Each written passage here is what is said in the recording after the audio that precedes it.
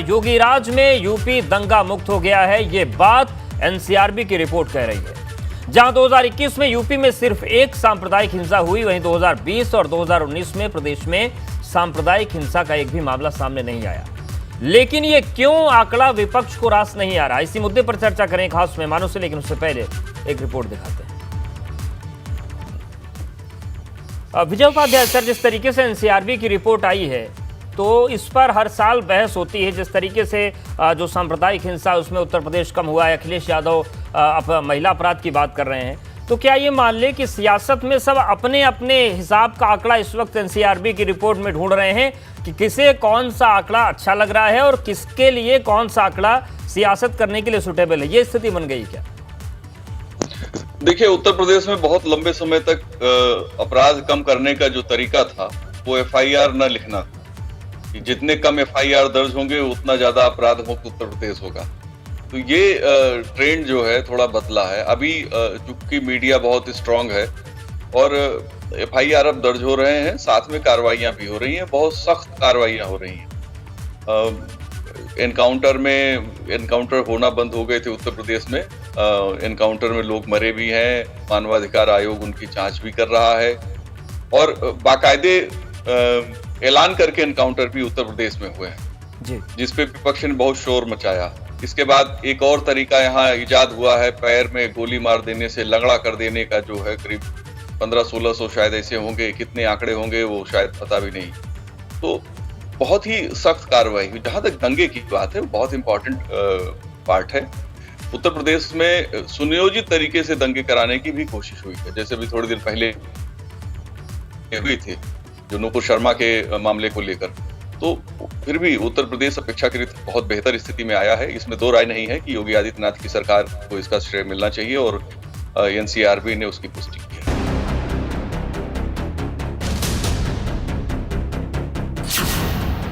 UP में सांप्रदायिक सौहार्द बरकरार।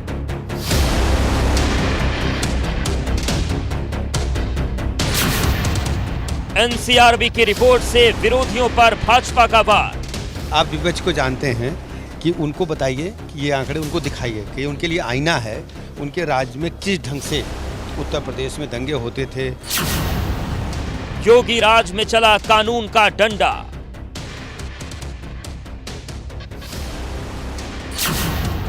नहीं चला नफरत के कारोबारियों का एजेंडा। 2021 में सिर्फ एक बार सांप्रदायिक हिंसा।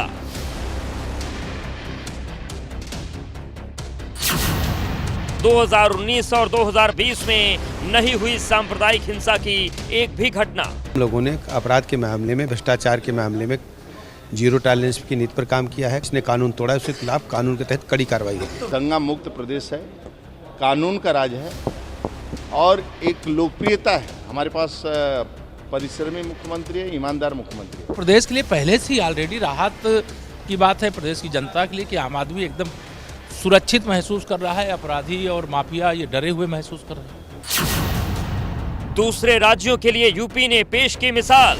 ये बहुत ही ज़्यादा खुशी की बात है महिलाओं के लिए कि आदरणीय यशस्वी मुख्यमंत्री श्री योगी आदित्यनाथ जी की सरकार में, कार्यकाल में इतना जो है गुंडे बदमाशों को डर अब है कि अगर उन लोगों ने इस तरीके का कोई भी अपराध किया, they will be severely punished. NCRB की रिपोर्ट पर अखिलेश ने उठाए सवाल। क्या भारतीय जनता पार्टी से झूठी पार्टी कोई नहीं? आज अखबार में जो छपा है वो यही छपा है कि पूरे देश में सबसे ज्यादा महिलाओं के खिलाफ अपराध अगर कहीं बढ़े हैं तो वो उत्तर प्रदेश है। एनसीआरबी की रिपोर्ट में योगी पास, अखिलेश लाल। उत्तर मांगे प्रदेश। वहीं एनसीआरबी की रिपोर्ट पर ADG law and order Prashant Kumar ने क्या कहा है, सुनवाते हैं आपको। एनसीआरबी की रिपोर्ट के मुताबिक पिछले 3 सालों में कोई भी दंगा नहीं हुआ। 2021 में सिर्फ एक सांप्रदायिक हिंसा की घटना हुई थी। ये सबको विदित है कि 2017 के बाद से अपराध और अपराधियों के प्रति जीरो टॉलरेंस की नीति गवर्नमेंट की रही है और किसी भी स्थिति में सांप्रदायिक सद्भाव और आपसी सामंजस्य बिगड़ने न पाए, इसके निर्देश शासन के द्वारा दिए गए। इसी को मूल मंत्र मान के विभाग लगातार इसमें कार्यरत कर रहा है। इसके लिए जो नियम कानून संवैधानिक संस्थाएं हैं, सबका आदर करते हुए अपराधियों के प्रति काफ़ी कठोर कार्रवाई की गई है और जो भी कार्रवाइयाँ हुई हैं उससे कुछ लोग असंतुष्ट भी थे, लेकिन उन लोगों ने सभी जो लीगल रेमेडीज़ थी उसको भी सीख किया और पुलिस की कार्रवाई इतनी सुदृढ़ और सही थी कि सबको मुंह की खानी पड़ी। इसके कारण ही यहाँ एक माहौल बदला है। सीआरबी की रिपोर्ट आ गई है और निश्चित तौर से जो तमाम पक्ष हैं अपराध के उस पर चर्चा होगी। हमारे साथ आनंद दुबे जुड़ गए हैं, प्रवक्ता भाजपा। थोड़ी देर हमारे साथ सपा प्रवक्ता मनोज काका जी जुड़ेंगे और वरिष्ठ पत्रकार विजय उपाध्याय जी भी जुड़ेंगे। आनंद जी, सबसे पहले आपके पास ही आ रहे हैं। सांप्रदायिक हिंसा का जो मामला है ये केवल यूपी नहीं, देश के तमाम राज्यों के लिए चुनौती बना हुआ है, लेकिन उत्तर प्रदेश का आंकड़ा बेहद संतोष देने वाला है। लेकिन अखिलेश यादव इतने नाराज क्यों हैं?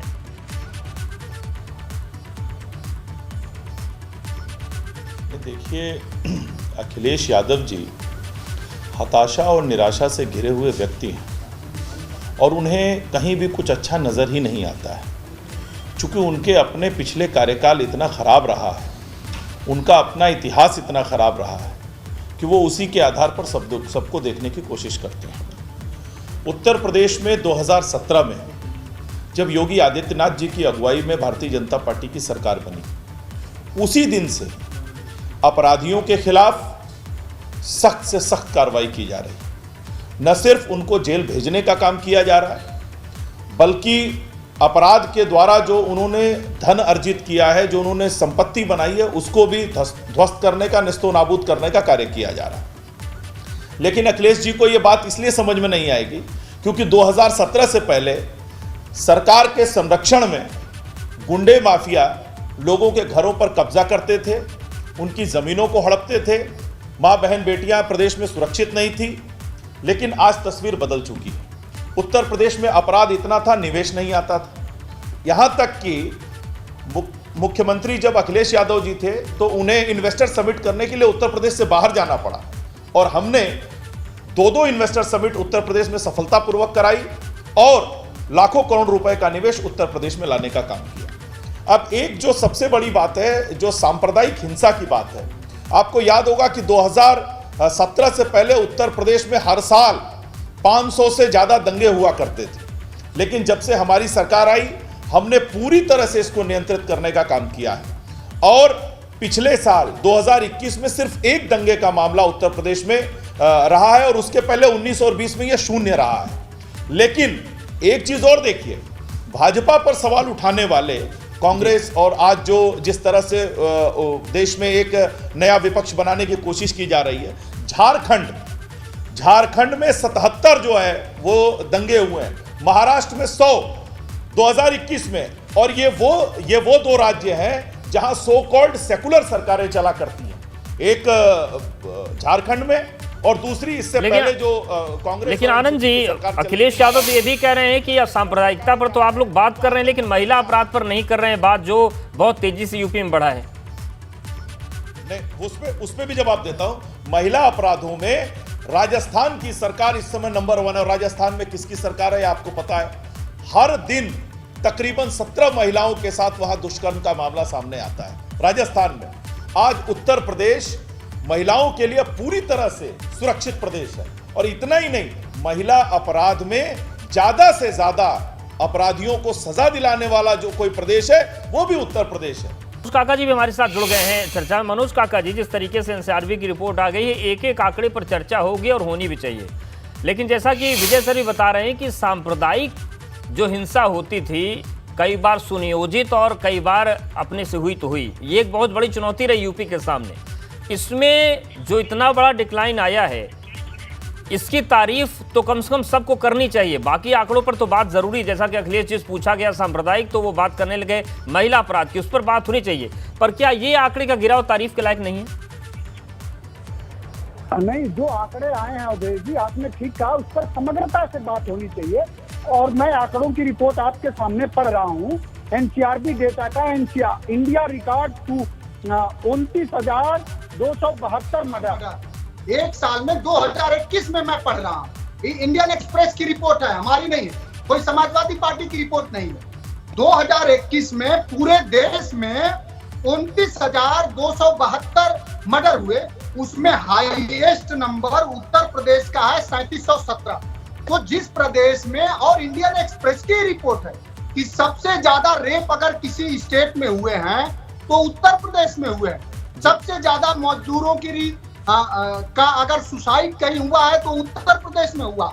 आप अगर मजदूरों के बारे में देखें तो 2014 में मजदूरों का जो सुसाइड करने का कमेरा वर्ग का जो रेट था वो 11 पॉइंट समथिंग था, आज वो 25% हो गया है।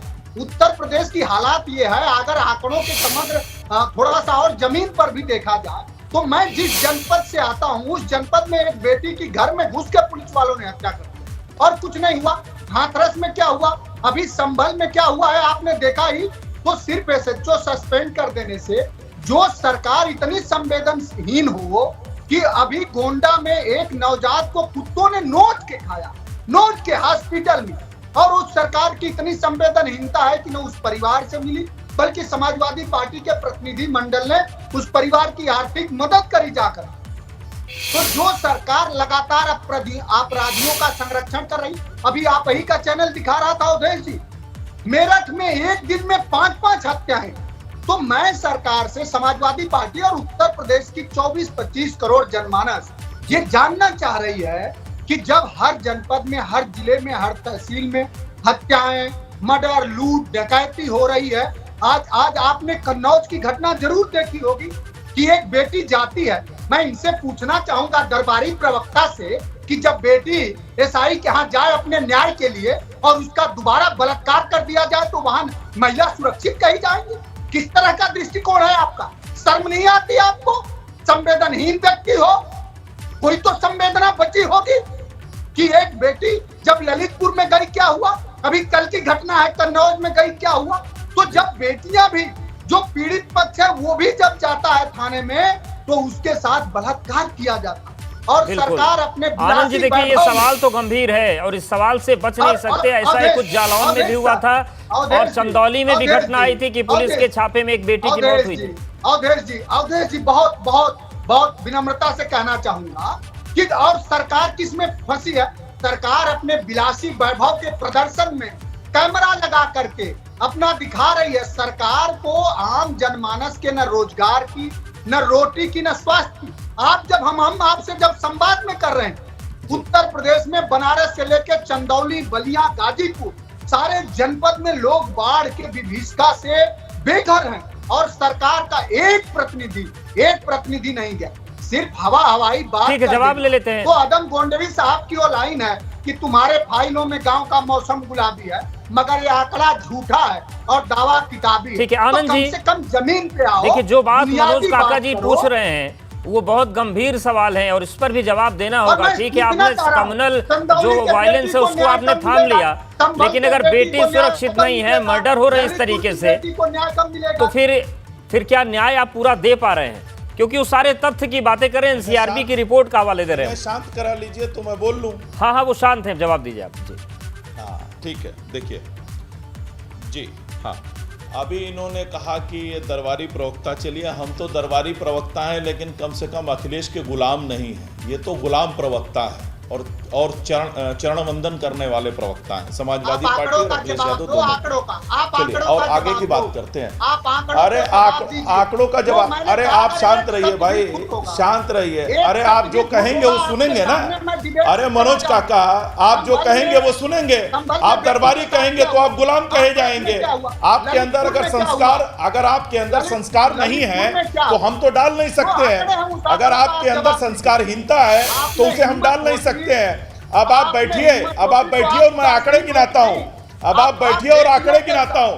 चूंकि झूठ बोलने की आदत के समाजवादी सम्मान में खड़े हो। पार्टी के शीर्ष आपके नेतृत्व पास से JPA के लेकर सम्मान और के उनके लिए कुछ प्रवक्ताओं नहीं। तक में है। आपका और समूचा आपके चरित्र झूठ यही है। को उत्तर प्रदेश की आपका जनता समूचा 2017 चरित्र से यही खारिज है, कर जो रही है। हुआ।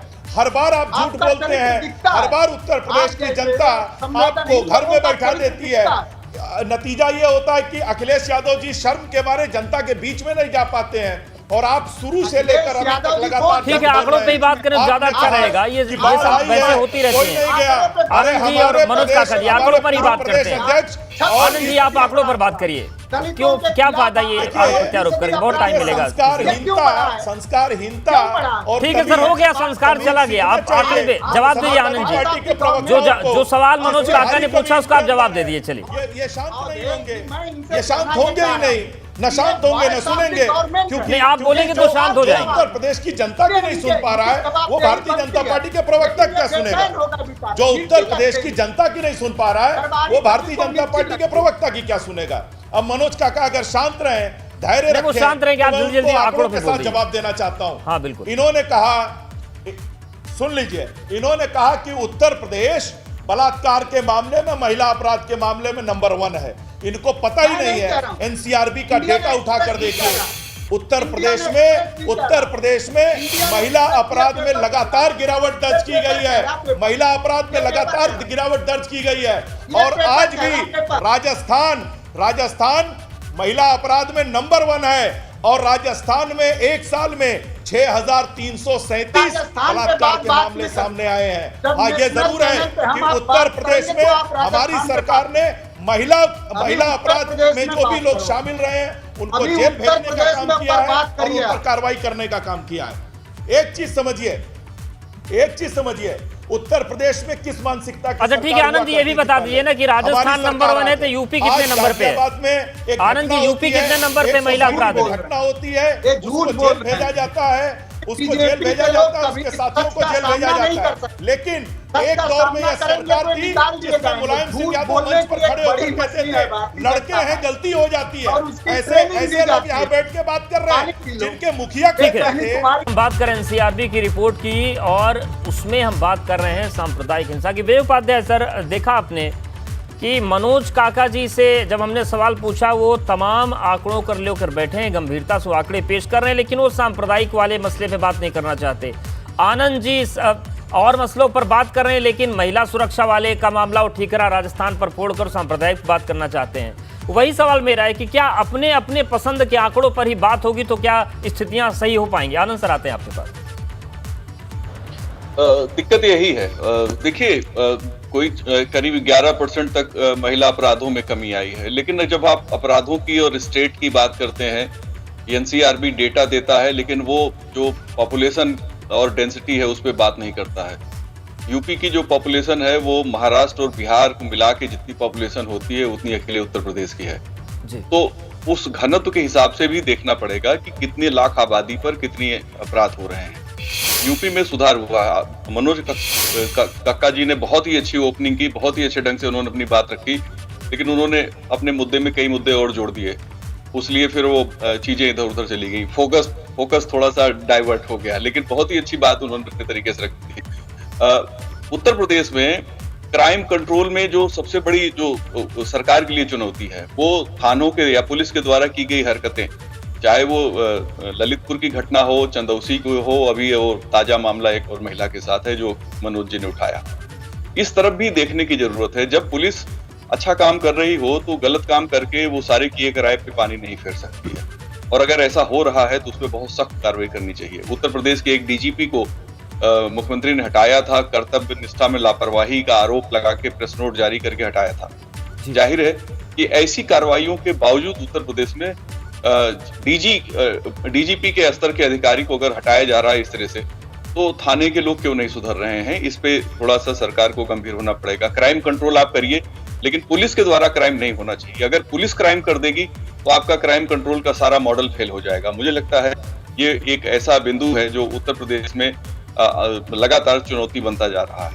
महिलाओं की जो स्थिति है उसमें निश्चित तौर पे सुधार है और सुधार की जरूरत है, क्योंकि जहां हम थे वहां से बेहतर। इसमें सोसाइटी की तरफ से जो अप्रोच होनी चाहिए, सिर्फ हमें लगता है पॉलिटिकल लोगों को इस पे आपस में बात करनी चाहिए कि सोसाइटी का रोल क्या हो सकता है। जैसे बहुत से क्राइम ऐसे हो रहे हैं बच्चों के साथ, महिलाओं के साथ, जो सोसाइटी से निकल के आ रहे हैं, और वो किन कारणों से निकल के आ रहे हैं वो सबको पता है, लेकिन उस पर कोई काम नहीं हो रहा, उस पर कोई बहस नहीं कराई जा रही है, उसको किस तरह से बच्चों के सामने या परिवार के सामने रखा जाए ताकि चीजें उस तरह से ना हो। केवल आप सोचिए कि कानून के द्वारा रोक पाएंगे तो कानून तो अपना काम करेगा, आप सख्ती करेंगे, सख्ती से कानून काम करेगा, लेकिन अपराध होएंगे ही तो फिर आप कैसे रोकेंगे? तो बिल्कुल ऑर्गेनाइज्ड क्राइम ये सवाल भी उठता है जो विजय सर ने बोला कि कानून व्यवस्था में तमाम चीजें बदली, लेकिन डीजी स्तर के अधिकारी पर कार्रवाई हुई, लेकिन पुलिस महकमे की अराजकता भी एक बहुत बड़ी चुनौती बनी है और तमाम घटनाएं सामने आई हैं, चंदौली से लेकर पश्चिमी उत्तर प्रदेश, बुंदेलखंड, हर जगह।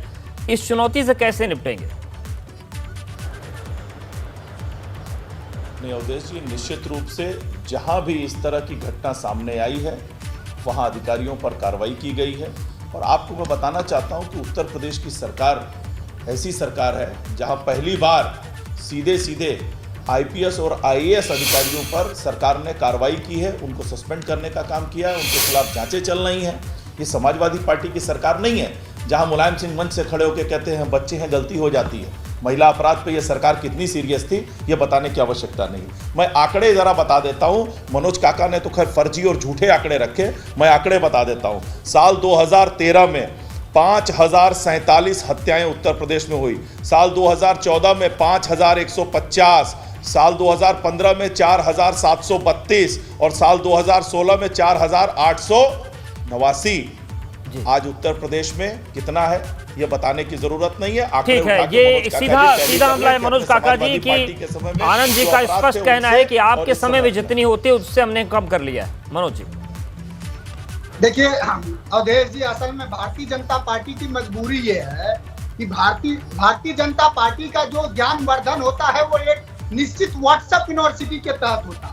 ये देखिए, मैं इंडियन एक्सप्रेस पेपर लेके बैठा हूँ, इसमें क्या लिखा है? अब भारतीय जनता पार्टी के लोग, भारतीय जनता पार्टी के लोग अब बच्चा चोरी भी करने लगे। सैफई विश्वविद्यालय से है ना, आपका सैफई विश्वविद्यालय से ज्ञानवर्धन होता है।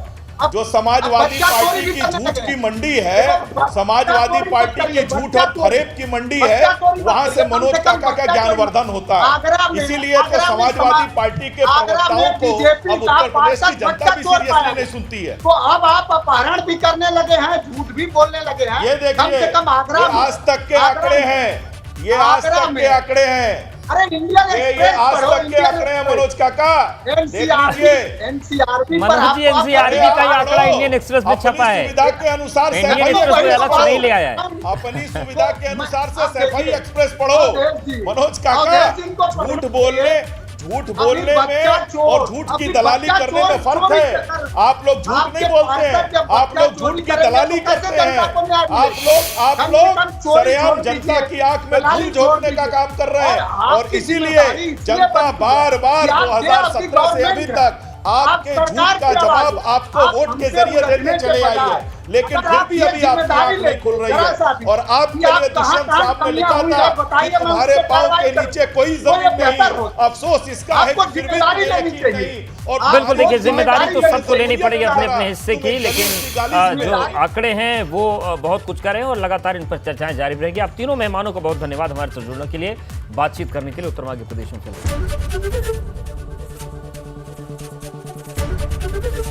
एबीपी गंगा, खबर आपकी, जुबान आपकी।